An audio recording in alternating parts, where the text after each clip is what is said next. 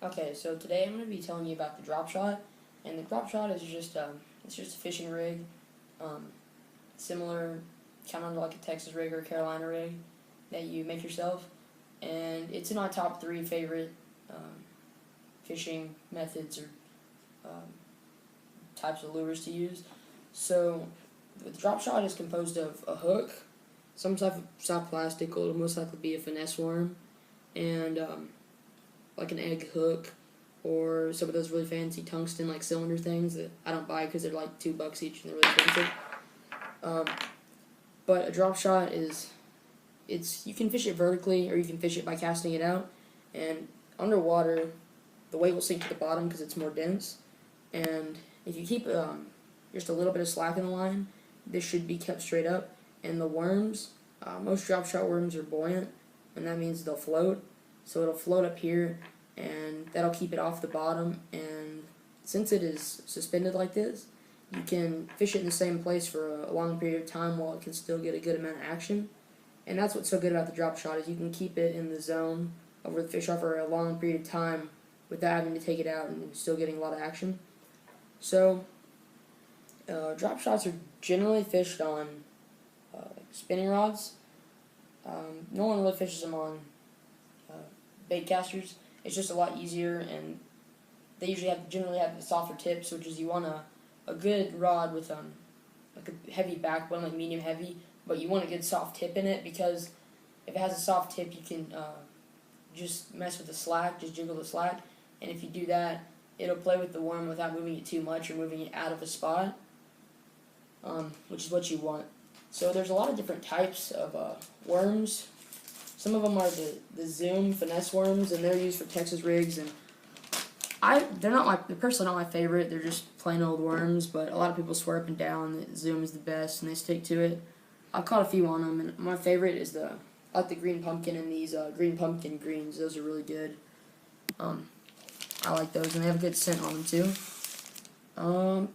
My personal favorite for the drop shot are these KVD Dream Shots. They're very similar to Finesse Fluke. They come in like an 8-pack, and they're kind of expensive. They cost like $5.50, but they have a really good coffee salt scent on them. And if you can see, it's like it has like a normal shaped body right here, but then it gets kind of thinner, it has a tail. And what that does is, since the tail floats, it gets a lot of really good action. Like, it puts them out some good vibrations, and it looks really good. And I caught a ton on this. They're not the most durable. Oftentimes, you only catch one fish per lure, but they're really good. I've caught so many fish on these. Another one I like, these are also Strike King. They're kind of hard to find. You can pretty much only get them at Bass Pro now. And these are just like regular finesse worms, kind of like the Zoom ones. But the thing is that these are the most durable worms ever. You can stretch them out to be like 2 feet, and they're just so durable. Like, I don't think I've ever broken one of these while I was fishing, like ever broken it off on a fish. They don't have as great an action, but in certain situations they can be really good. And I always like to have these pretty much whenever I go fishing, because you can use them for drop shots and pretty much everything. And for the Dream Shots and these, I think the best colors for drop shotting, if they have them, is always, I like dirt. Dirt's a really good one, green pumpkin, and sometimes watermelon red. If you don't know what color they're biting on, it's always good to start out with the green pumpkin or a dirt, because that's almost just a good color all around. And lastly, these are some really good worms. This is what I have tied on right now. They're robo worms. Some really good colors are bold bluegill, but this is Aaron's Magic. It has little like blue streaks through it and brown. They're robo worms are really good. They're also not so durable, but they have a lot of really good like salt scent on them, and they have a really good action, very bouncy and springy. So that's pretty much, you can tie pretty much any finesse worm on a drop shot and have pretty good luck with it. Some people use flukes, but in my opinion, it's just best to use a Dream Shot. But if you want to get the most bang for your buck, I'd just start out with these super finesse worms, because they're really easy to fish, and you get like, I don't know, you get 15 of them for like $4, and you can use the same worm over and over again. And as far as hooks go, a lot of people use straight shank hooks, and they're not my favorite because they're kind of hard, since the eye is just straight on with the shank right here. It's kind of hard to get them sticking straight out like you would with any other hook. And if I'm just fishing in a pond, I'll use these circle hooks because they have this little eyes kind of mounted right there, and that prevents you from gut hooking them. But usually in tournaments, I'll use these. They're a lot like the circle hook, but instead of coming back in, they just go straight up, but it has the same kind of offset eye. And I like those because it keeps the bait out there. And to put the worm on there, some people kind of rig it weedless like you would a Texas rig. They just put it on a drop shot, you know, where they kind of hook it twice.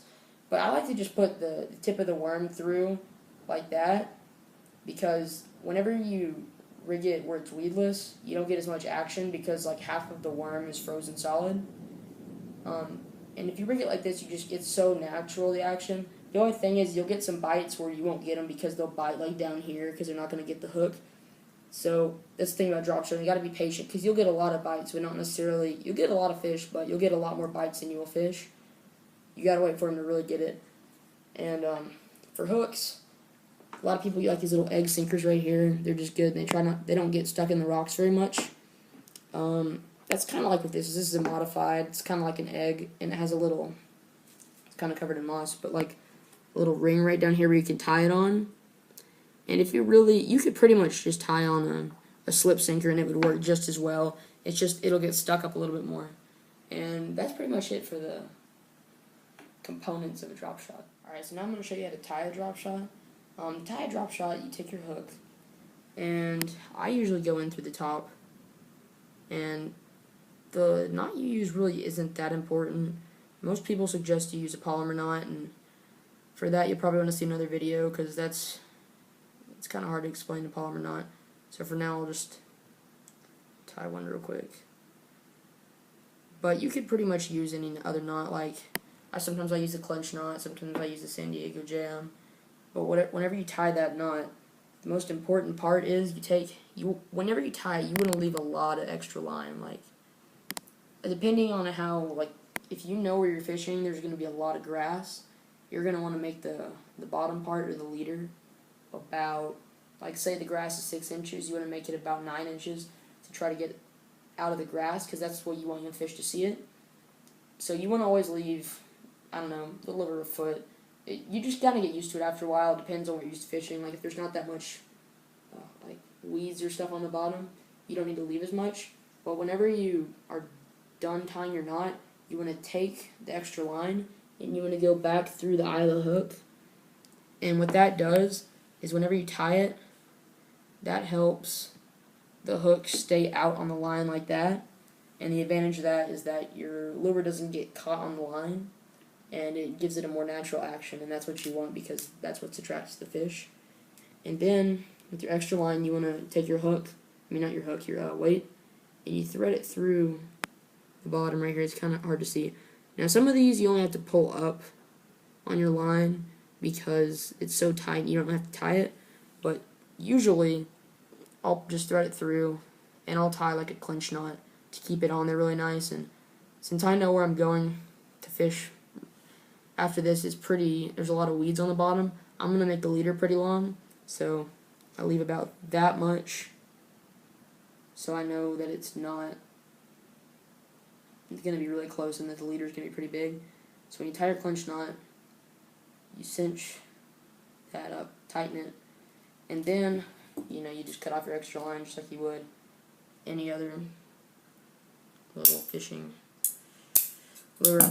And see, it's like that. And I left mine pretty big because I know there's a lot of little like grasses and mosses and stuff at the bottom. And then what you do is you take your worm, or in this case the dream shot, and you lay it like you would just like sitting on a table, and then you just push it through the top of the hook right there. And it's so easy to rig it like that because it can't get more easy than that. Like if you were a kid and you ever tried to do something, put a worm on there, you probably put it on like that. And so yeah, in the end, you can rig this weedless. It's best, in my opinion, it's best to do it like this. You get a lot more action, and you can make this about as short as you want. I wouldn't let it be much shorter than like 6 or 7 inches. are much bigger than like 1.5 feet.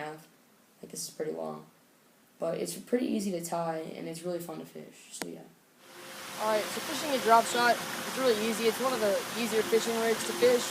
A lot of people think you can only fish it vertically, and that's basically, most people think you drop it down, and you can only fish a drop shot going up and down. And while you can do that, that's only really good to do when there's a lot of good structure, like if you're on a bridge, or if you're over something like a nest. You can fish it like that, and if you do, you're going to let it go to the bottom, and when it gets to the bottom, you want to run all the slack, and you'll feel it hitting the bottom, and when it gets to the bottom, you want to slowly, just kind of, not jerk it, but just kind of pop the rod up just a little bit like this, just playing slack in the line, and what that does is that, since the worm floats, it moves it around a little bit, but the more you move it, the worse it is, because since it floats in the water like that, the current of the water moves it mostly, so you can fish it vertically, but also, something other that you can make it cast out like this, and that's my favorite way to fish it, because you can cover a lot of water like that, and it works really good on like if there's some rocks. It doesn't work really good if there's a lot of thick weeds, because the hook is exposed, but once you cast it out, what you do, is you drill in slack, and you just kind of pull, just lift your rod tip up, and once you feel a rock or something, you just let it sit there, and you kind of